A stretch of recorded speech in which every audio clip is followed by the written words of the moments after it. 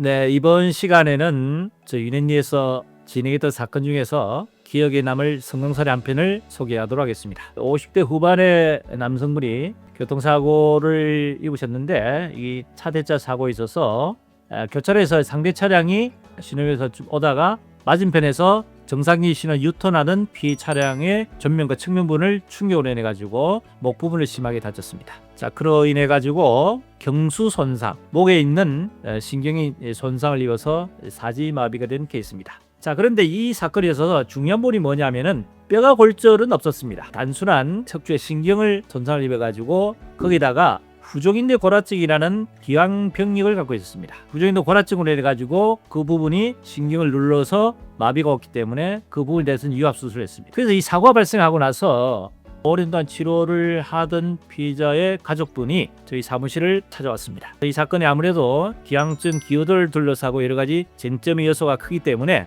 단순히 보험사와 직접적 합의보다는 교통사 전문가를 통해서 합의든 소송이든 진행하는 것이 유리하겠다. 내용을 가지고 여러 군데 상담을 거쳐서 결국 저희 사무실까지 오게 됐습니다. 이 건을 상담을 하면서 역시 상당히 고민했습니다. 피해자 가족 입장에서는 어떻게든 이 사건을 맡아서 진행하기를 원했지만은 후종인대 골화증이 있는 병명은 상당히 다툼이 큰 데다가 특히 이 사건의 중요한 문제가 뭐였냐면은 후종인대 골화증이라는 기왕증이 있더라도 이것이 골절과 동반해서 일으킨 사고 같으면은 그래도 다툼에 있어서 유리한 부분이 있습니다. 충격으로 인해 가지고 뼈가 골절이라든지 뼈가 탈구가 이루어짐으로 인해 가지고 신경을 수술한 경우에 있어서는 그 골절 자체가 엄청난 충격에서 원인이 돼서 비록 후종인대 골화증이라든지 또는 척추관 협착증 같은 이런 기왕증이 있다 하더라도 기왕증 기여도를 따짐에 있어서는 교통사고로 온 것에 대한 비중이 크기 때문에 기여도를 잡기가 어렵습니다. 후종인대 골화증이라는 것은 사고와 관련 없이 원래 자연적으로 진행이 돼서 골화되는 현상이기 때문에 후종인대가 골화되지 않았더라면은 적어도 이런 신경손 사지마비가 일으키지 않았을 것이다라는 내용을 가지고 이제 다투는 겁니다. 그래서 결국 이제 기왕증 기여도가 문제되는 거거든요.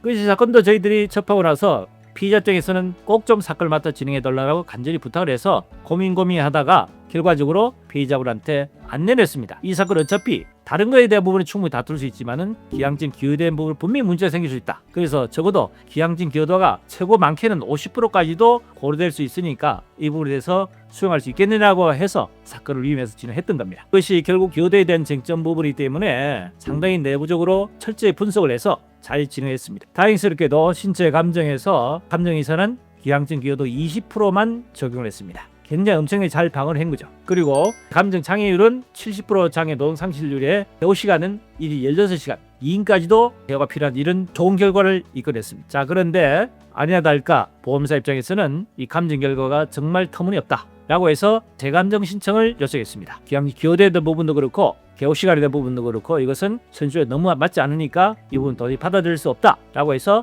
법원에다가 재감정 신청을 했습니다. 하지만은 감정에 대한 결과 자체가 피고 측에 불리하다고 해서 무조건 재감정을 받아들이지 않습니다. 대부분 경우에는 법원에서는 재감정 신청보다는 감정 보완 신청, 사실조회 신청, 쉽게 말하면 감정의사로 하여금 그 감정에 대한 부분에서 의문나는 사안이 있으면 전문심리위원회에서 감정에 대한 내용 자체에 대한 객관적인 판단, 이 감정이 제대로 정당한지 합당한지 여부에 대한 의견을 묻는 제도가 있습니다. 그렇게 신청을 하라고 피고 측에 이야기를 했습니다. 그런데 피고 측에서 어차피 재감정 신청이 받아들이지 않으면은 전문심리위원이라든지 또는 감정 보완을 해봐야 자기들한테 유리하게 결과가 나오지 않을 거라는 것을 생각으로 계속해서 기간을 장기화시켜서 그냥 지연작전을 쳤습니다. 장기간 동안에 지연시킴으로 해가지고 전혀 답이 없자 저희 측에서는 이대로 있어서는 안 되겠다 싶어서 법원에다가 의도적인 소송 지연을 하고 있으니까 빠른 시일 내에 이 사건을 마무리할 수 있도록 화이공 결정을 빨리 내릴 수 있도록 요청했습니다. 그래서 법원에서는 피고 측에서 계속해서 전혀 답변이라든지 의견이 없기 때문에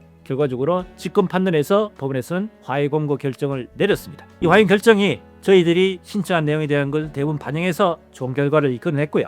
화해 공고 결정에 대해서 피고 측에서는 그걸 받아들일 수 없다 해서 결정에 대해서는 이의를 신청하고는 최종적으로는 판결 선고까지 이게 된 그런 송사례입니다. 이 건에서 사실은 저희들이 중간에 고민을 했던 부분이 한 가지 또 있었습니다. 피해자가 처음에 신체 감정 이후에 감정에 대한 결과는 잘 나왔지만은 피해자가 오랜 기간 동안 병원 생활을 하다 보니까 아주 빨리 이제 퇴원을 하고 싶었습니다. 또 그 시점에서 피해자가 점점 조금씩 좋아지는 호전 증세를 보이는 그런 내용이 있어서 이 사건을 계속 길게 진행했을 때는 혹이나 다른 어떤 문제 생길 소지도 있다는 것하고, 만약에 이것이 퇴원을 하게 되면은 보험사 입장에서는 그 뒷조사를 통해 가지고 환자의 일거지일투족을 촬영해 가지고 그것을 법원이라든지 감정을 통해서 불이익을 일으킬 수 있는 그런 요소도 있기 때문에 가급적이 빨리 사건을 마무리해야 되겠다는 그런 생각도 갖고 있었는데, 마침 법원 입장에서는 저희도 의견을 받아들여서 빠른 시일 내에 결국 하용 결정을 내렸고, 결정에 대한 상대에서 이의를 함으로 해가지고 결국 판결까지 가게 돼서 1심으로 마무리됐던 사건입니다. 사실 저희들이 처음에 수임을 하면서 부정인 코라티는 기형지 기여된 부분에서 상당히 우려를 했지만은 결과적으로 잘 방어를 마무리해가지고 예상외에 좋은 결과를 일으킨 데 대해서 만족했고, 피해자 가족분들 통해서 감사하다는 편지를 저희들이 받고 마무리한 그런 사건으로 기억이 됩니다. 이번 시간에는 부정인도 고라증에 대한 저희 윤회인 진행했던 성공 사례를 가지고 한번 다뤄봤습니다. 도움이 됐으면 구독, 좋아요, 알림 설정 부탁드립니다.